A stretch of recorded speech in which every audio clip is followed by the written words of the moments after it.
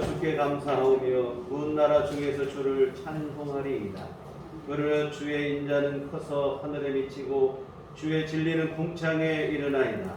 하나님이여 주는 하늘 위에 높이 들리시며 주의 영광이 온 세계 위에 높아지기를 원하나이다. 아멘. 다 같이 대절하셔서 찬송가 10장 찬송가 10장 이렇게 찬송하시겠습니다.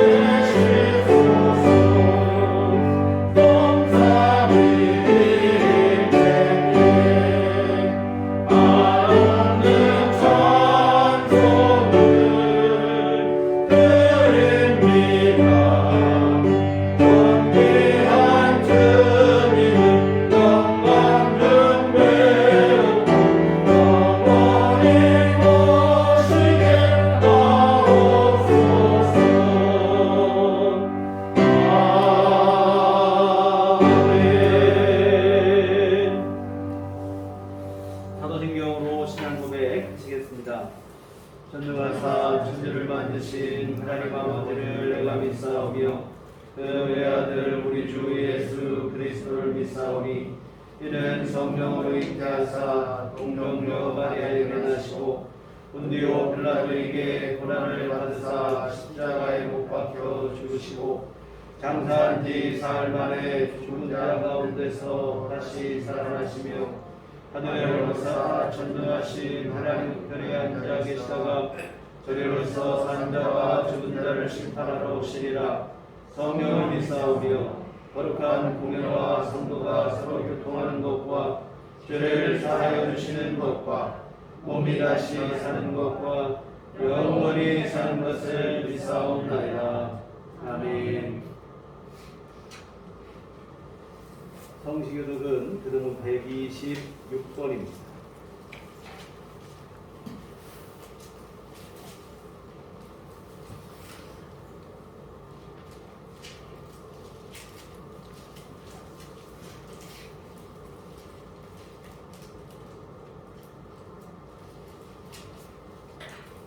여호와여 나의 영혼이 주를 우러러보나이다. 나의 영혼이여 내가 주께 의지하였사오니 나를 부끄럽게 하지 마시고 나의 원수들이 나를 이겨 개가를 부르지 못하게 하소서. 주를 바라는 자들은 수치를 당하지 아니하려니와 나답 없이 속이는 자들은 수치를 당하리이다. 여호와여 주의 도를 내게 보이시고 주의 길을 내게 가르치소서.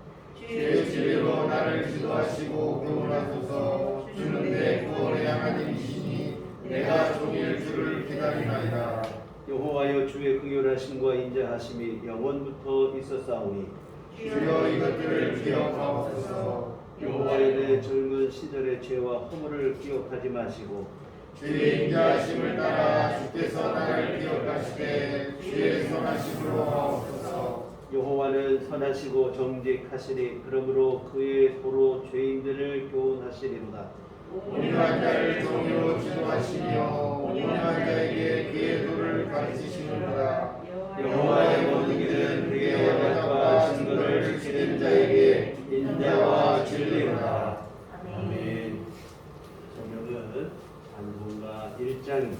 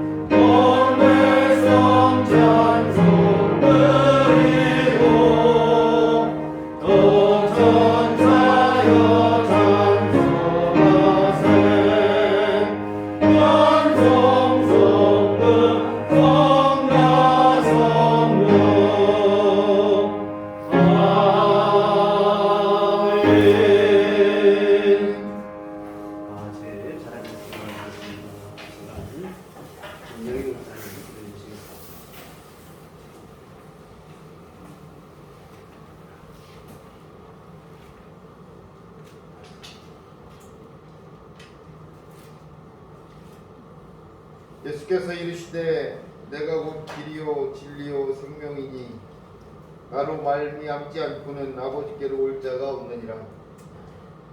사순절기를 보내면서 주님의 고통과 고뇌와 몸서리 쳐지는 외로움을 외면한 채 어느 순간 다가오고 있는 따뜻한 계절을 만끽하고 해바라기 하고 있는 모습에서 태양에 안주하고 그 평안함에 감사함보다는 나태함과 게으름으로 내 모습을 포장하고 있는 죄된 모습을 발견합니다.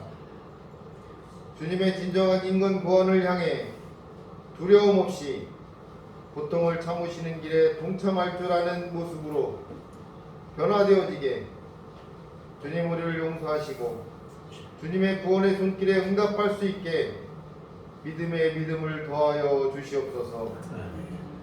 따스한 기운으로 얼었던 땅들이 돋고 대지의 생명의 꿈틀댐이 느껴지는 계절, 봄의 시작과 함께 주님의 부활을 꿈꾸는 거룩한 주님의 날, 주님의 전을 사모하게 하셔서 예배하게 하시니 감사드립니다.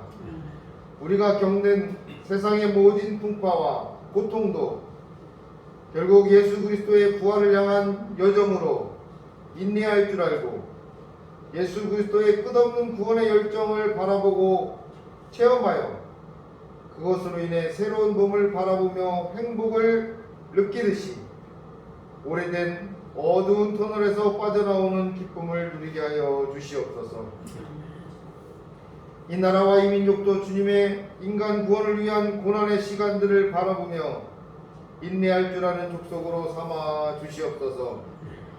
모든 것이 한순간에 이루어짐이 없음을 깨닫게 하시어 서로 사랑하고 서로 이해와 양보로 다툼이 없고 평화와 협력으로 어려운 위기를 극복할 수 있게 주님 도와주시옵소서. 또 우리들 교회 주님의 핏값으로 세워주신 줄 믿습니다. 개인의 영달을 위한 것이 아니라 주님의 사명을 받아 인간 구원의 방주로서 역할을 잘 감당할 수 있게 도와주시옵소서. 어려운 때에 이웃과 형제를 더욱 사랑하신 주님의 명령에 순종하는 우리들 교회와 성도들 되게 하여 주시옵소서. 서로를 위해 기도하며 나누고 서로를 위해 사랑하며 위로하고 서로를 위해 보듬고 이해하는 주님의 생각을 공유하여 실천하는 우리 모두가 되게 하여 주셔서 우리들 교회가 이 지역뿐만 아니라 어느 곳에서든지 칭찬이 자자한 교회 되게 하여 주셔서 양적으로나 질적으로 성장 발전하여 이웃에게 본이 되는 교회 되게 하여 주시옵소서. 우리들 교회를 통하여 주님을 만나 행복하게 하여 주시옵소서. 우리들 교회를 통해 주님을 만나 영적으로나 육적으로 물질적으로 모든 것이 회복되어지는 역사를 체험하고 이것을 증거할 줄 아는 이들로 가득하게 하여 주시옵소서. 오늘도 귀한 말씀을 주심을 감사드립니다. 목사님을 통해 주시는 말씀에 귀 기울이게 하여 주시옵소서. 또 그 말씀에 세상에서의 상처가 치유되게 하고 그 말씀의 실천으로 응답할 때 세상에서의 외로움과 소외와 어려움들이 해결되어져서 주님의 말씀 속에 길이 있고 생명이 있고 빛이 있음을 깨닫게 하여 주시옵소서. 오늘도 기도와 찬양과 말씀의 예배를 허락하심을 감사드립니다. 주님이 보내주신 성령의 도우심으로 진정하고 신령한 예배되게 하여 주시옵소서. 또 성령의 인치심으로 기쁨과 만족이 넘치는 예배되게 하실 줄 믿사오며 우리들을 구원의 방주에 태우시고 하나님 나라를 향해 모진 풍파를 이겨내시며 결국 전진하시어 끝내 승리하시는 우리의 예수 그리스도의 이름으로 간절히 기도합니다. 아멘.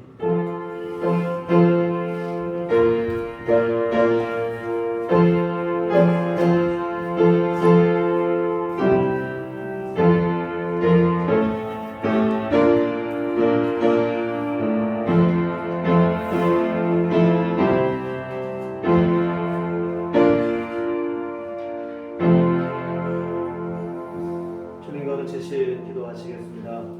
하늘에 계신 우리 아버지여, 이름이 거룩히 여김을 받으시오며 나라의 마옵시며 뜻이 하늘에서 이룬 것 같이 땅에서도 이루어지이다. 오늘날 우리에게 용할 양식을 주옵시고 우리가 우리에게 죄지은 자를 사하여 준 것 같이 우리의 죄를 사하여 주옵시고 우리를 시험에 들게 하지 마옵시고 다만 악에서 구하옵소서. 내게 나라와 권세와 영광이 아버지께 영원히 싸움나이다. 아멘.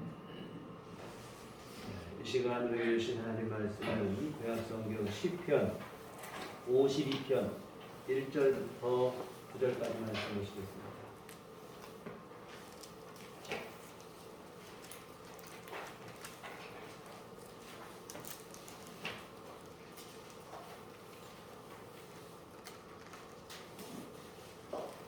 성경 시편 52편 제가 읽은 성경은 성경 839쪽에 기록되어 있습니다.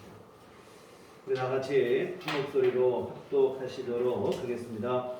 포악한 자여, 내가 어찌하여 악한 계획을 스스로 자랑하는가.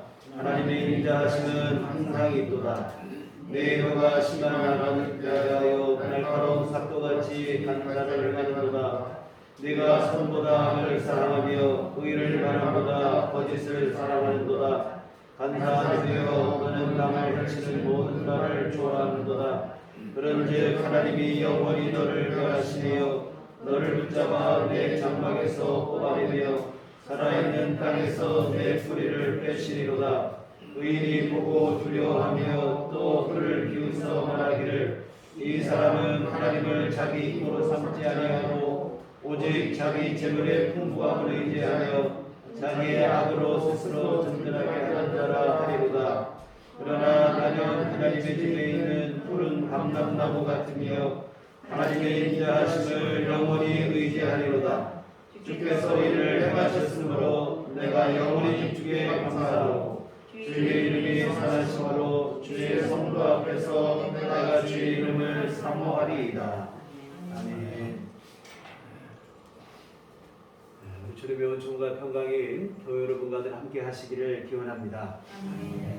소란한 소식들로 어수선한 요즘 특히 미얀마의 쿠데타 소식에 안타까움을 금할 수 없습니다. 우리 또한 그런 현대사 속에서 군부에 의한 쿠데타를 경험했기 때문입니다. 언론에 보도된 미얀마의 현재 상황은 마치 40여 년 전 광주 민주화 운동 당시를 보는 것 같은 착각을 불러일으킬 정도인데요. 이와 같은 미얀마 군부의 무력 진압으로 수많은 시민들이 무고한 생명을 잃고 있습니다. 공식 확인된 사망자만 해도 이미 50명을 넘겼을 정도입니다. 탐욕의 해악성을 다시 한번 확인하게 되는 사건인데요. 욕심은 사람을 얼마든지 괴수로까지도 추락하게 만듭니다.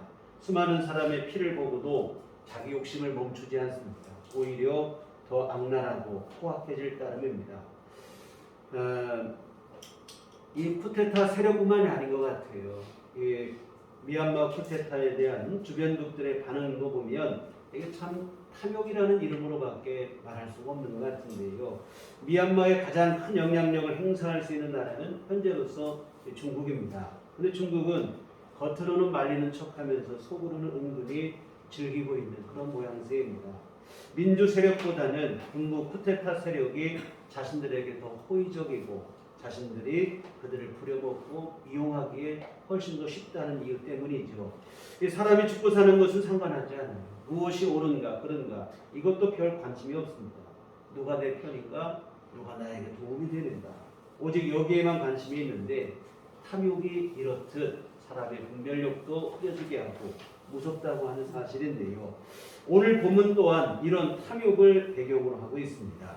본문의 배경은 사무엘상 21장 22장입니다. 오늘 표제에 보면 다윗의 맞서길 인도자를 따라 부르는 노래 에돔인 도액이 사울에게 이르러 다윗이 아히멜렉의 집에 왔다고 그에게 말하던 때에 이렇게 되어 있습니다. 이 사울의 시기를 견디다 못한 다윗이 도피 생활을 막 시작했을 무렵의 일이죠. 블레셋 군대의 최고 장수 골리앗을 물리친 이후 다윗의 인기가 높아지고 사울은 이러한 다윗의 인기에 위기의식을 느끼고 다윗을 시기하고 경계하기 시작을 합니다. 마치 우리 조선시대 선조왕이 이순신 장군을 시기했던 것과 같은 그런 맥락인데요. 높아만 가는 다윗에 대한 국민들의 신망이 곱게 보이지 않는 거예요. 사실 다윗은 누구보다도 충성스러운 장수이며 또한 사울 왕의 사위이기도 합니다. 그러나 사울은 이런 다윗을 시기하고 어떻게든 제거하려고 혈안입니다. 처음에는 자기 손에 피를 안 묻히려고 다른 사람의 손을 빌려서 다윗을 제거하려고 하고, 그러나 뜻을 이루지 못하자 결국에는 자기 시기심을 노골적으로 드러내서 면전에서 창을 들어 그를 죽이려 하길 몇 차례입니다. 상황이 이렇게 되니까 다윗도 더 이상 어쩔 도리가 없습니다. 사울 왕을 피해서 도망을 결심해서 이 정처도 없고 기약도 없는 도피 생활이 시작이 됐어요. 그런데 너무 급하게 도망을 하다 보니 아무런 준비도 못한 채 떠나왔다 이 말이에요. 이에 다윗은 예루살렘 근방에 위치한 노비라고 하는 성, 노비라고 하는 이름의 땅에 제사장 아히멜렉을 찾아가서 도움을 구합니다. 그런데 다윗이 아히멜렉에 이르렀을 때에 자신이 사울의 시기와 미움을 받아 나는 도망치고 있는 처지라 이런 사실을 솔직하게 말하지 않았어요. 나는 지금 평소처럼 왕의 명령을 받아 임무를 수행하러 가는 길인데 나를 좀 도와달라. 이렇게 둘러댔습니다. 아마 상황을 설명하다 보면 말이 길어질 것 같아서 그냥 적당히 둘러댄 것 같아요.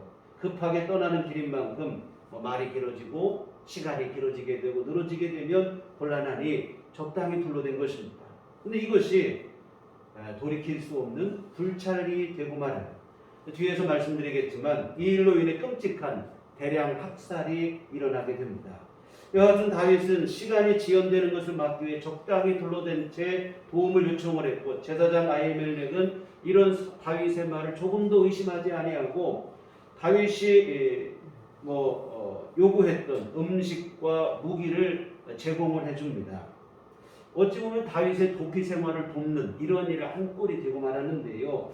그런데 낱말은 새가 듣고 반말은 쥐가 듣는다고 이런 자리에 하필이면 누가 있었냐면 사울 왕의 신하였던 에돔 출신의 도액이라는 사람이 이 모든 광경을 지켜보고 있었습니다. 그리고는 그는 사울 왕에게 가서 이 모든 사실을 고해바치는 거예요. 이 도액의 말을 듣던 사울은 화가 치밀어 오르는 거예요. 아히멜렉 당장 불러들여라. 아히멜렉과 모든 제사장들을 불러들이고는 왜 다윗의 도피 생활을 피신을 도와줬느냐 이렇게 추궁을 합니다. 그러자 아히멜렉은 사실대로 말하는 거예요. 나는 도망가는 줄 꿈에도 몰랐다는 거죠. 평소처럼 왕의 명을 받아 임무를 수행하러 가는 줄 알고 도와줬다. 내가 이런 일이 한두 번도 아니고 자주 있던 일이다. 이렇게 얘기합니다. 그러나 사울은 사실관계를 확인하고도 자기 분을 참지를 못하는 거예요. 아히멜렉과 제사장 전부를 다 죽이라고 명령을 내리는 거예요. 참 이 자기 자리를 지키겠다는 욕심에서 나온 아주 이게 참극인데요. 그러나 신하들 중 누구 하나 선뜻 나서지를 못하죠. 제사장을 죽인다는 것은 뭐 사람의 생명을 죽인다는 게 다 무서운 일이지만 특별히 제사장을 죽인다는 것은 하나님에 대한 정면 도전 행위이기 때문에 누구 하나 나서지를 못해요. 그때 누가 나서냐면 이 밀고 했던 도액이 나서는 거예요. 도액이 나서서 사울을 향한 자기 충성심을 증명하기라도 하듯이 아히멜렉과 제사장들을 몰살시키는데 그때 죽은 제사장들이 85명입니다. 85명이 한 자리에 죽임을 당했습니다. 참 이스라엘 역사에서 이렇게 무자비한 일은 전무후무했습니다. 그러나 사울은 이렇게 끔찍한 일을 자행하고도 아직 분이 풀리지 않았는지 높 땅에 살고 있는 일반 백성들 심지어 짐승까지 다 죽일 것을 명하는 거예요. 그래서 결국 그날 높 성읍은 완전히 하루아침에 공동묘지가 되고 말았다 이 말이죠. 모두가 죽임을 당합니다. 근데 이런 참혹한 학살의 현장에서 구사일생으로 목숨을 구한 한 사람이 있어요. 누구냐면 제사장 아히멜렉의 아들 아비아달입니다. 이 아비아달 제사장이 간신히 목숨을 건져 누구에게 왔냐면 다윗에게 찾아옵니다. 그리고는 이 모든 일들을 소식을 전해줍니다. 아비아달을 통해서 참혹한 살육의 사건의 소식을 전해 들었을 때 그때 다윗이 기록한 시편이 오늘 본문 시편 52편입니다. 이 같은 본문의 배경을 생각해 볼 때 이 다윗의 심정이 이때 얼마나 참담했을까 참 이게 십분 이해가 돼요. 자신으로 인해 수많은 사람들이 죽임을 당했다고 했을 때 밀려오는 자책감 너무나 무섭죠. 간신히 목숨을 건져 도망온 아비아달에게는 또 얼마나 이게 미안한 마음입니까? 너무도 마음이 무겁고 힘들 수밖에 없는 상황이에요. 근데 사실은 이것뿐만이 아니었습니다. 사울 왕으로부터 이 제사장들이 죽임을 당하는 동안에 다윗은 어떤 일이 있었냐면 그 기간 동안에 다윗은 블레셋으로 도피했다가 실패를 하고 도망치는 일이 있었어요. 이 제사장 아히멜렉에게 무기와 음식을 제공받은 다윗은 어떤 생각을 했냐면 내가 더 이상 이스라엘 땅 안에서는 안전한 곳이 없다. 그렇다면 내가 살 수 있는 곳은 어딘가? 사실은 적대국인 블레셋, 그 블레셋 땅으로 피신하는 것밖에 없다. 이렇게 생각을 했어요. 여러분 우리 탈북민들이 다 그런 건 아니지만 탈북민 중에 상당수는 북한에서 살 수 없는 사람들이 많이 있어요. 죄를 졌다든지 뭐 이런 이유로 우리나라로 넘어오는 분들이 있다고 해요. 다윗이 지금 그런 형편이다 이 말입니다. 그런데 블레셋 땅에서 다윗은 생각보다 이미 유명인사가 되어 있었던 거예요. 그도 그럴 것이 블레셋 최고의 장수 골리앗을 물리친 사람이니 대번에 블레셋 사람들이 다윗을 알아차리고는 이 골리앗을 죽인 원수라며 분위기가 심상치 않게 돌아가는 거예요.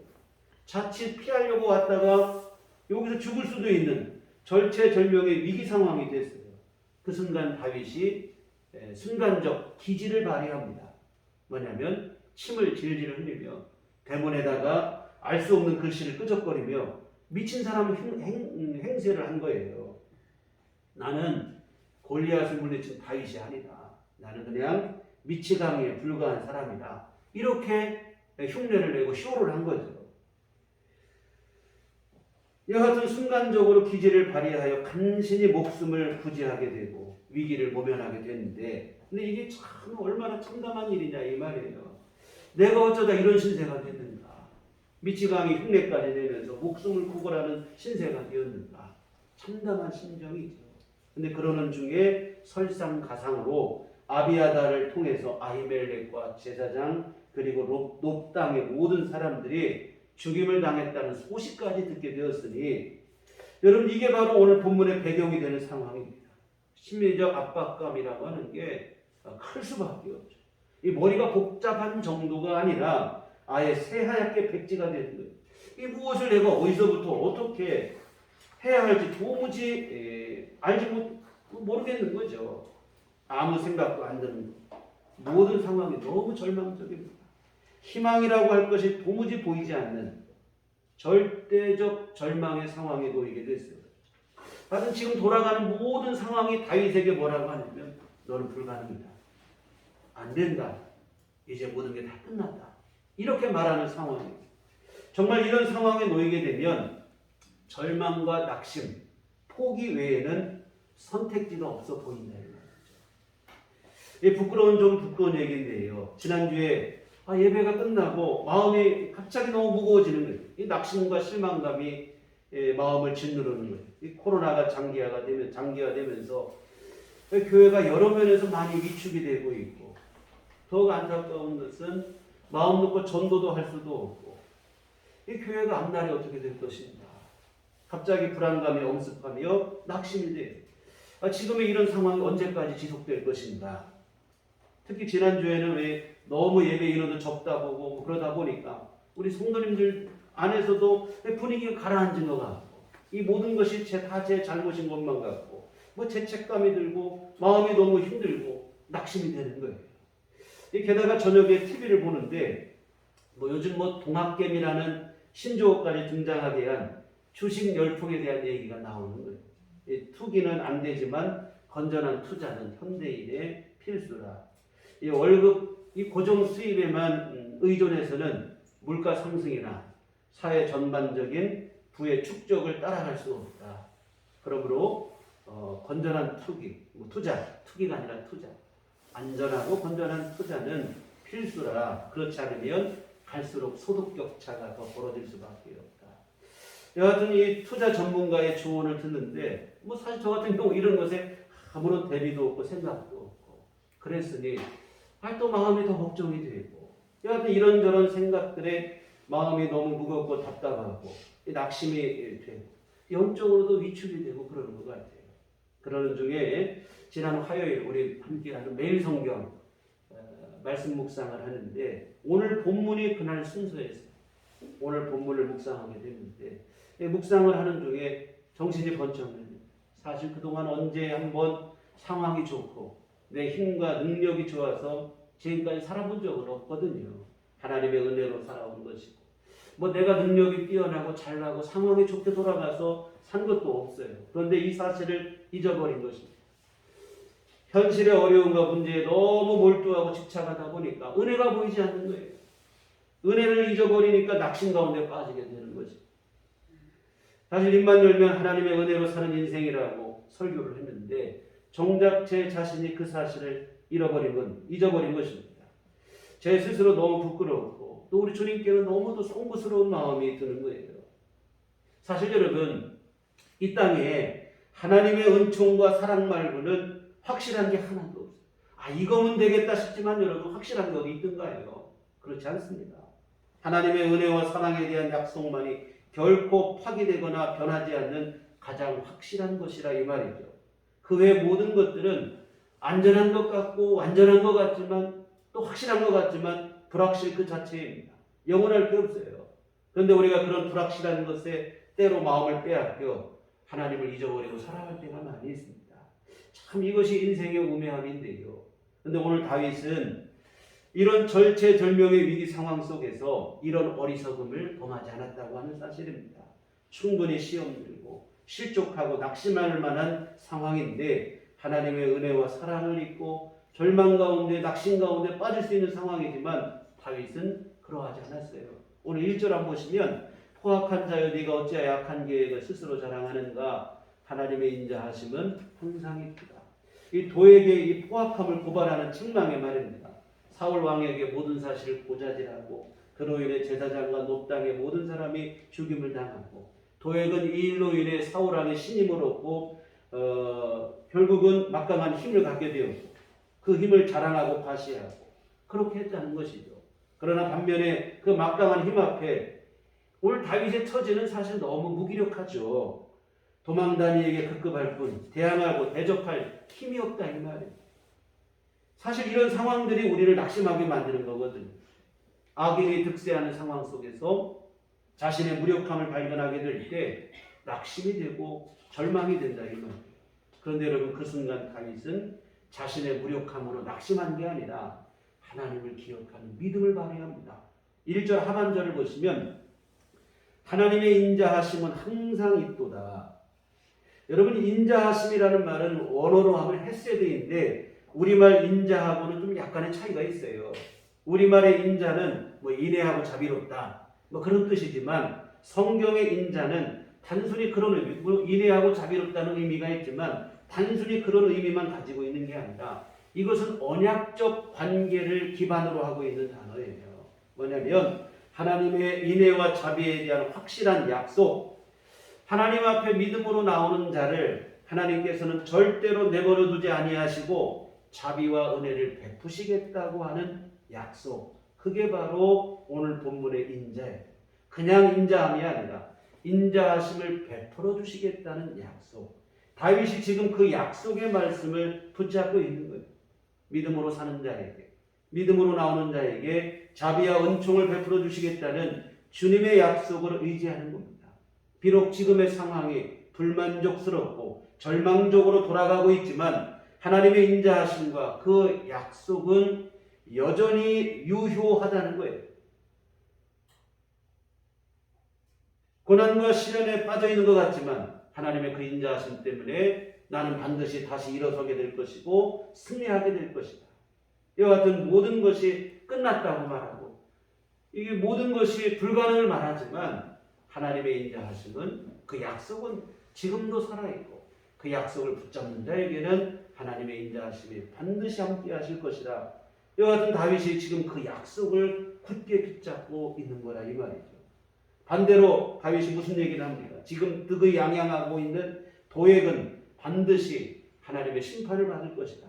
5절에 보시면 그런즉 하나님이 영원히 너를 멸하시며 너를 붙잡아 내 장막에서 뽑아내며 살아있는 땅에서 내 뿌리를 빼시리로다. 더러운 이득을 취해 얻은 장막에서 하나님께서 영원히 뽑아버리실 것이다. 지금 도액이 세상을 다 얻은 것처럼 득이 양양 기세등등하여 자랑하겠지만 오래가지 못한다는 거예요. 잠깐은 잘 되는 것 같고 득세하는 것 같지만 영원히 잘 될 수 없다는 거예요. 이어지는 6절 말씀. 의인이 보고 두려워하며 또 그를 비웃어 말하기를 이 사람은 하나님을 자기 힘으로 삼지 아니하고 오직 자기 재물의 풍부함을 의지하며 자기의 악으로 스스로 든든하게 하는 자라 하리로다. 도액이 모든 사람들에게 조롱과 멸시를 당하는 날이 곧 올 것을 예견하고 있는 말인데요. 하나님을 업신여기고 재물을 믿고 돈을 믿고 살더니 이제 망하게 됐다며 사람들로부터 비웃음을 당하게 될 것이라는 얘기예요. 사랑하는 여러분, 하나님의 인자하심은 상대적입니다. 믿음으로 나오는 자에게는 자비와 은혜가 약속되지만 불신과 범죄로 일관하는 자에게는 심판으로 임할 수밖에 없어요. 이 당장은 잘 되는 것 같지만 결국엔 하나님의 심판을 받을 수밖에 없습니다. 오늘 우리 안에 이 믿음이 분명해야 될 줄 믿습니다. 하나님 없이 사는 이들이 득세하는 것 때문에 때로 실족하고 그것을 부러워하며 시기하기도 하는데요. 여러분 실족할 것도 없고 시기하고 부러워할 것도 없어요. 악인에게 주어진 약속, 악인을 기다리고 있는 것은 심판밖에 없기 때문에 그렇습니다. 필연적으로 그렇게 될 수밖에 없어요. 의로우신 하나님께서 지금도 여전히 살아계시기 때문에 악을 행하고 영원히 잘 되는 법은 있을 수 없다 이 말입니다. 비록 지금 당장 힘들고 어려울지라도 믿음을 지키는 자가 하나님의 은총의 수혜자가 되어질 줄 믿습니다. 이 다윗의 믿음이 지금 바로 그거예요. 지금 당장은 도액이 득세한 것처럼 보입니다. 누가 봐도 그렇게 보이죠. 반면에 그 앞에 다윗은 무기력하기만 합니다. 억울한 일을 당했지만 대적할 수도 없고 대항할 수도 없어요. 너무나 절망적이죠. 여하튼 지금 모든 상황은 다윗에게 불가능을 얘기합니다. 안 됐다고. 끝났다는 거예요. 그러나 다윗은 이런 상황 속에서도 하나님을 바라보고 하나님의 약속 안에서 소망을 품는 거예요. 이 절망적 상황이지만 하나님의 인자하심의 약속으로 인해서 그 절망 속에서 희망을 보고 소망을 부여잡고 소망을 품고 살아가는 거예요. 8절 말씀 보시면 그러나 나는 하나님의 집에 있는 푸른 감람나무 같으며 하나님의 인자하심을 영원히 의지하리로다. 앞에 말씀드린 것처럼 도액은 반드시 하나님의 심판으로 무너지게 될 것이지만 사람들의 저주거리와 비웃음거리가 될 것이지만 믿음을 지킨 자신은 하나님의 집인 성전 뜰에 심긴 푸른 감람나무와 같이 될 것이라고 고백하는 거예요. 내가 지금은 비록 지금은 시련 중에 있고 어려움 중에 있지만 결국엔 성전뜰에 심겨진 감람나무처럼 푸르고 울창하게 될 것이라고, 반드시 하나님의 은혜로 모든 것을 회복하고 승리하게 될 것에 대한 강한 믿음의 고백입니다. 참 이게 놀라운 믿음이에요. 앞에서 말씀드린 것처럼 다윗의 지금 상황은 한두 가지 문제가 아니에요. 정말 그 마음이 무너질 대로 무너질 수밖에 없는 그런 고난과 어려움 속에 있습니다. 그런데 그 가운데 이런 믿음의 고백을 합니다. 한가하게 책상머리 앞에서 한 그런 고백이 아니라 이 말입니다. 치열한 삶의 한복판에서, 그 중에서도 고난과 시련의 그 중심에서 이러한 고백을 했다는 게 더 이 고백을 위대하게 우리에게 느껴지게 하는 거예요. 이와 같은 다윗의 결론은 하나님만 의지하겠다는 겁니다. 오늘 8절 하반절에 보시면 하나님의 인자하심을 영원히 의지하리로다. 내가 지금의 상황에서뿐만 아니라 앞으로도 무슨 일을 만나든지 영원히 하나님의 인자하심만 의지하며 살겠다는 거예요.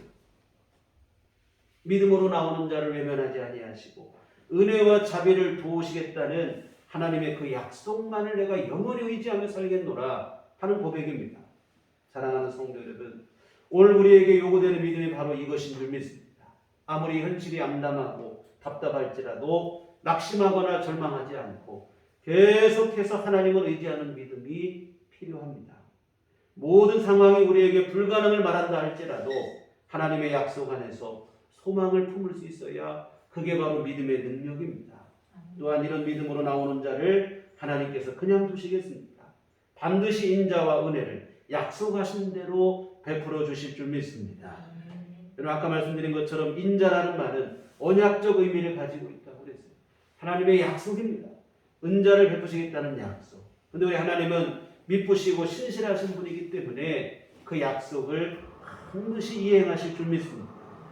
디모데후서 2장 13절에 우리는 미쁨이 없을지라도 주는 항상 미쁘시니 자기를 부인하실 수 없으시리라 했습니다.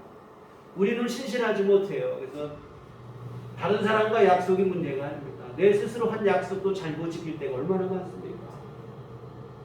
그런데 여러분, 우리 하나님은 미쁘신 분이라, 항상 미쁘신 분이시기 때문에 자기를 부인할 수 없다.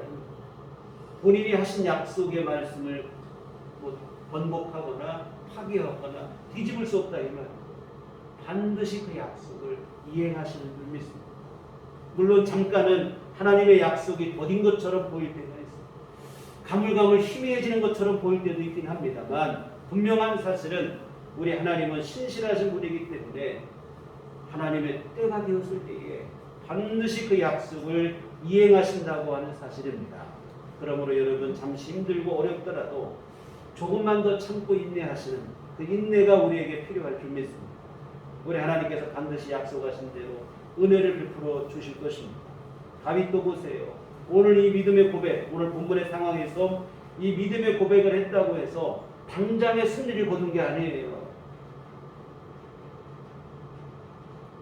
오늘 9절에 보면 주께서 이를 행하셨으므로 내가 영원히 주께 감사하고 주의 이름의 선하심으로 주의 성도 앞에서 내가 주의 이름을 사모하리이다. 이미 이루어진 것처럼 말했지만 사실 이미 이루어진 건 아니에요. 이미 이루어진 것으로 믿는 믿음을 고백하는 것이고, 다윗이 이 고백을 했다고 해서 당장의 승리를 거둔 게 아닙니다. 사실 오늘 본문은 앞에서 말씀드렸던 것처럼 다윗이 도피 생활을 이제 막 시작했을 무렵이에요. 근데 이후로도 한참을 더 도피 생활을 이어갑니다. 근데 여러분, 중요한 것은 결국에는 다윗이 승리했다고 하는 사실입니다. 낙심하거나 절망하지 않고 계속해서 하나님의 약속을 붙잡았더니 결국에는 그 약속하신 대로 주의 은혜로 승리의 영광을 누리게 되었습니다. 도피 생활을 끝내고 당당히 이스라엘의 임금이 됐어요. 메시아의 조상으로 예수님의 족부의 이름을 올리는 영광도 누렸다 이 말입니다. 어떻게 가능했는가? 하나님의 인자하심을 그 어려움 속에서도, 힘든 상황 속에서도 끝까지 계속해서 의지했기 때문에 그래요. 오늘 8절 하반절 말씀처럼 하나님의 인자하심을 영원히 의지하리로다. 이 믿음의 고백 그대로 다윗은 계속해서 하나님만 믿고 의지했습니다. 지난주에 말씀 묵상한 중에 시편 54편도 도피 생활을 배경으로 하고 있는 말씀이에요. 시편 52편보다는 시간적으로 한참 후의 상황입니다. 도피 생활은 중후반에 해당하는 상황인데, 근데 사울의 눈을 피해서 다윗이 숨기만 하면 도액과 같이 밀고로 하는 사람이 꼭 있다 이 말이에요. 다윗이 여기 숨었다 저기 숨었다 고해 바치는 거예요. 그때마다 사울은 이잡듯이 수색을 하며 다윗을 뒤쫓고 숨통을 조여오는 것입니다. 참 이게 숨이 막힐 일이죠. 근데 여러분, 다윗은 도피 생활 초반부인 오늘 본문에서 한 고백 그대로 여전히 그때에도 하나님의 인자하심을 의지합니다. 힘들고 지칠 만한 상황임에도 불구하고 여전히 낙심하거나 절망하지 않고 하나님의 인자하심을 의지합니다. 시편 54편 4절에 보면 하나님은 나를 돕는 이시며 주께서는 내 생명을 붙들어 주시는 이신이입니다. 이 숨을 때마다 밀고 가는 사람. 사울은 자기를 잡으려고 수많은 군대를 동원하여 수색을 하고 있지만, 그러나 다윗은 이렇게 모든 사람이 나를 대적할지라도 상관없다는 거예요. 사방이 다 적이고 나를 위협하는 사람이지만 나를 돕는 분이 계시다는 거예요. 하나님이 나를 돕기 때문에, 하나님이 내 생명을 붙들어 주기 때문에 나는 문제없다, 잘못되지 않다. 여전히 하나님을 계속해서 의지하고 있습니다. 그 후로도 여전합니다. 시편 56편도 이 도피 생활 말미에 아주 후반부에 일어난 일이라 이 말이죠. 블레셋의 두 번째로 도피를 했을 때 상황인데, 이 블레셋 왕의 신임을 얻어요. 그때는 두 번째 갔을 때는 정치적 망명을 하게 된 거죠. 그래서 블레셋 왕의 신임을 얻었지만 문제는 신하들의 질투와 견제라 이 말이에요. 이 불러온 돌이 박힌 돌을 빼내게 되는 상황이니 다윗을 좋아할 리가 없죠. 호시탐탐 다윗을 넘어뜨릴 기회를 넘보는 거예요. 그러니 다윗이 살아가는 게 참 힘들죠. 그러나 다윗은 이렇게 고백을 합니다. 시편 56편 3절 4절에 내가 두려워하는 날에는 내가 주를 의지하리. 내가 하나님을 의지하고 그 말씀을 찬송하올지어다. 내가 하나님을 의지하였은즉 두려워하지 아니하리니 혈육을 가진 사람이 내게 어찌하리. 위협과 도전이 만만치 않지만 그런 것 때문에 나 두려워하지 않겠다는 거예요. 하나님만을 의지하겠다는 거예요. 내가 두려워하는 날에, 두려움이 몰려오는 날, 두려움이 아예 없는 건 아니에요. 두려움이 찾아오지만 나 그때에 두려움이 함몰되지 않겠다는 거예요. 내가 두려워하는 날에는 내가 주를 의지하겠습니다. 혈육을 가진 사람이 내게 어찌하겠습니까? 뭐 이런 고백입니다. 하나님이 나를 도우시니 사람이 나를 어찌하겠느냐. 매일 성경의 오늘자 묵상도 똑같아요. 아침에 제가 설교 좀 여기까지 했다가 좀 더 보고 더 첨가한 내용인데, 오늘자 묵상은 시편 57편인데 다윗이 굴에 숨었을 때예요. 근데 이런 고백을 합니다. 1절에 보면 하나님이여 내게 은혜를 베푸소서, 내게 은혜를 베푸소서, 내 영혼이 주께로 피하되 주의 날개 그늘 아래에서 이 재앙들이 지나가기까지 피하리. 이 재앙의 날들이 계속되지만 그때마다 주님께 피하겠다는 것, 주님의 은혜만을 의지하겠다는 것. 이어지는 2절 하반절에 보면 이런 고백이 있어요.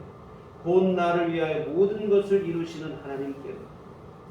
자신을 위해서 모든 것을 이루시는 분이 하나님이다.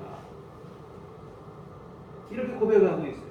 또 10절 상반절에는 주의 인자는 커서 하늘에 미치고, 주의 인자하심이 얼마나 크신가, 몇 사람에게 베풀고 끝나는 게 아니고 그 인자하심은 하늘과 같다는 거예요. 여하튼 주님의 인자가 하늘같이 크시고, 그리고 그 하나님은 나를 위해서 모든 것을 이루시는 분이라는 믿음이 있으니 다윗이 상황이 힘들고 어렵지만 이 모든 상황 속에서도 언제나 하나님을 의지하고 하나님만 바라볼 수 있었던 것입니다. 이와 같은 어려운 상황이 계속되고 있지만 다윗의 믿음이 변하지 않습니다.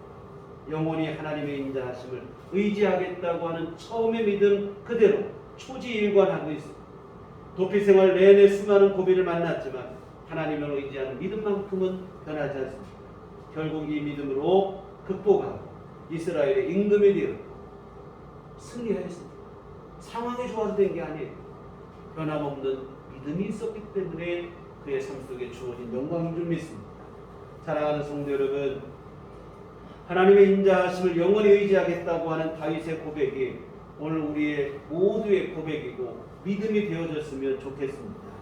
처음에 그 믿음 그대로 초지일관하며 수많은 고비와 위기 속에서도 계속해서 하나님을 의지하는 다윗의 그 신실함을 우리 모두 배워서 우리 신앙생활의 습관으로 삼았으면 좋겠습니다. 우리가 살고 있는 오늘 이 시대는 사실 도액과 같이 살아가는 삶이 만연한 시대입니다. 오늘 본문 7절에 보면 이 사람은 하나님을 자기 힘으로 삼지 아니하고 오직 자기 재물의 풍부함을 의지하며 자기의 악으로 스스로 든든하게 하는 자라 하였더라 하리로다. 뭐냐면 하나님을 자기 힘으로 삼는 게 아니라 재물의 풍부함을 의지하며 사는 시대입니다. 돈을 자랑하고 권력을 자랑하며 오직 돈과 권력을 의지하며 살아가는 게 오늘 이 시대의 상황이라 이 말이죠. 그러나 여러분, 이런 삶은 필연적으로 죄 가운데 빠질 수밖에 없고 결국 그 죄로 말미암아 하나님의 심판에 놓일 수밖에 없는 숙명입니다. 하나님을 아버지로 믿는 성도들은 이런 시대의 흐름이 아무리 대세를 이루고 주류를 이룬다 할지라도 그러한 흐름을 거스를 수 있어야 될 줄 믿습니다. 그래야 사실은 살아있는 진짜 믿음입니다. 모든 상황이 우리에게 불가능이라고 말할지라도 하나님 안에서 가능을 보고 소망을 품는 다윗과 같은 믿음이 되어졌으면 좋겠습니다. 그래서 나는 돈과 명예와 세상이 아니라 하나님의 인자하심을 영원히 의지하리로다 하는 이 믿음 하나로 우리의 신앙의 삶을 묵묵히 살아내시고 무슨 일을 만나든 어떤 상황에 놓이든 하나님을 의지하는 믿음으로 승리하는 삶을 살아가시는 저와 여러분 모두가 되시기를 주님의 이름으로 부탁을 드립니다. 기도하시겠습니다. 거룩하신 아버지 하나님, 참으로 주님의 인자하심을, 하나님의 인자하심을 영원히 의지하리라 했던 다윗의 믿음과 고백이 오늘 우리의 믿음이 되게 하여 주시옵소서.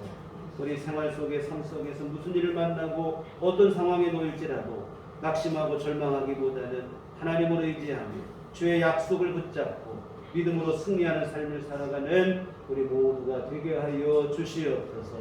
예수님 이름으로 기도했습니다. 아멘. 찬송가 543장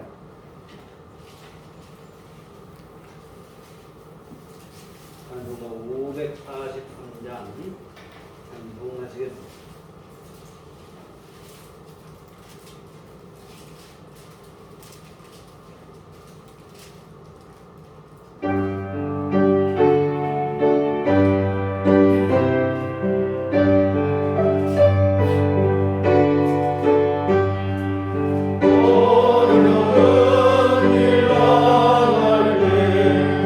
나의 믿음 적은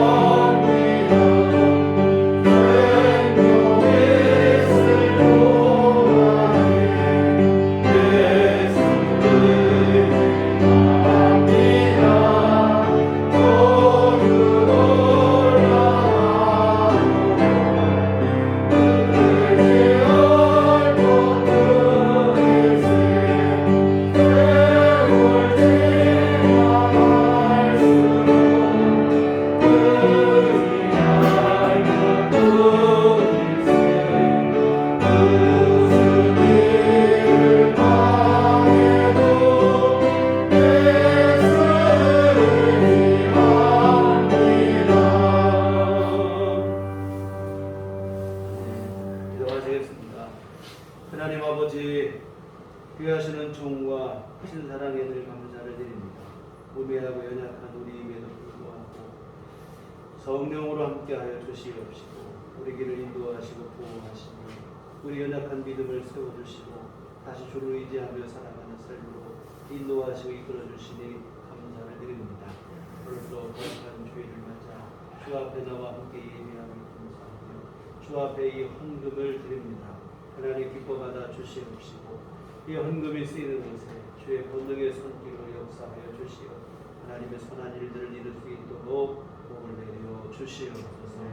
하나님 또한 이 시간 헌금을 드리고 몸과 마음과 시간과 정성을 바쳐 주님을 예배한 모든 심령들을 하나님 기뻐 받으시며 한량없는 주의 은총을 베풀어 주시되 오늘 본문의 사역과 같은 그런 믿음을 허락하여 주시어 언제나 주님 의지하며 주의 은총 안에 승리하는 삶을 살아가고 하나님께 영광이 되는 삶이 될 수 있도록 주께서 붙들어 주시옵소서. 하나님 아버지, 우리의 믿음의 날로 더욱더 새로워지게 하시고 주께서 가까이 나아가는 성장의 믿음이 될 수 있도록 성숙으로 나아갈 수 있도록 우리의 믿음을 확장시켜 주시옵소서. 하나님 또한 간구하옵기는 육신의 건강도 허락하여 주시고 우리에게 주어진 모든 일들, 우리가 감당해야 될 모든 임무, 또한 일상의 생활들, 활동들 불편함이 없도록 하나님 건강을 지켜 주시옵소서. 날마다 새 힘을 허락하여 주시고 우리의 생활에 무리가 없게 하여 주시옵시고 활동에 문제가 없게 하여 주시옵시고 정말 우리 삶이 더욱더 주님 안에서 건강함을 누릴 수 있도록 도와주시옵소서. 하나님 또한 주 앞에 날마다 구하는 우리 모든 이들의 기도를 주께서 들으시고 응답하여 주시옵소서. 하나님 우리 형편과 처지를 너무도 잘 아시고 우리에게 무엇이 필요한지도 아시는 주님이시오니 주 앞에 오직 주의 은혜만을 간절히 구하는 그 기도를 주께서 외면하지 마시고 하나님께서 응답하여 주시되 우리에게 가장 좋은 때에 우리가 구하는 것보다 더 좋은 것으로 하나님께서 안겨주시옵시고 우리 삶을 보살펴 주시옵소서. 특별히 아버지 하나님 경제적으로 힘들고 어려운 시기를 지내고 있습니다. 우리 모든 성도님들 가정마다 하나님께서 풍성한 종을 내려 주시어서 아버지 하나님께서 부어주시는 귀한 은혜 속에 일상의 모든 생활들 감당해야 될 모든 일들에 어려움이 없도록 주님께서 때를 따라 필요한 모든 것을 공급하여 주시옵소서.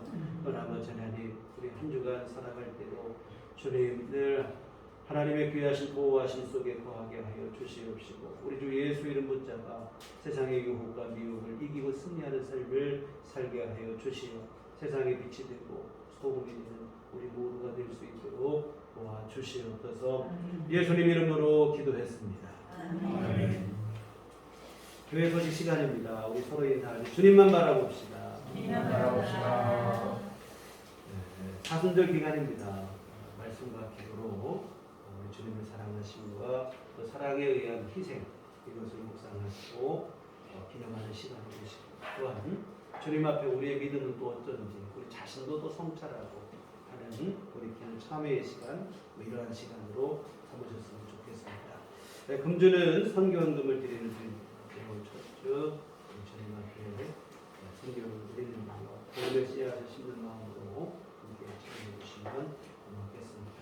교회 밖의 집회와 성경공부 참여를 통하고 우리 교회 중심으로 건전하고 건강한 신앙생활을 함께 이어가셨으면 좋겠습니다. 우리 다 같이 자리를 하셔서 서로를 축복하시며 평안을 너에게 주는 함께 찬양하시겠습니다.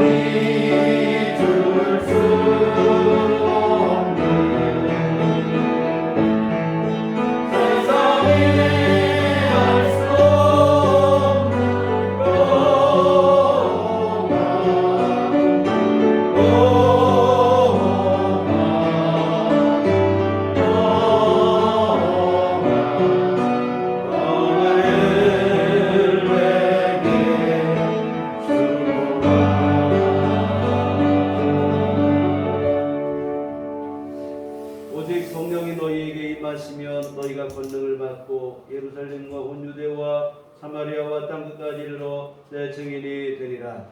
우리가 주의 증인이 되겠습니다. 이제는 우리 주 예수 그리스도의 구속의 은혜와 그 크신 하나님의 사랑하심과 성령님의 이루교통 역사 감화감동 충만하심이 주의 피로 세우신 우리를 교회 위와 언제나 영원토록 주님의 인자하심만을 의지하며 살기를 소원하고자 하지만은 주의 사랑하는 모든 자녀들의 심령 위에 지금부터 영원토록 함께 계시기를 간절히 축원하옵나이다. 아멘.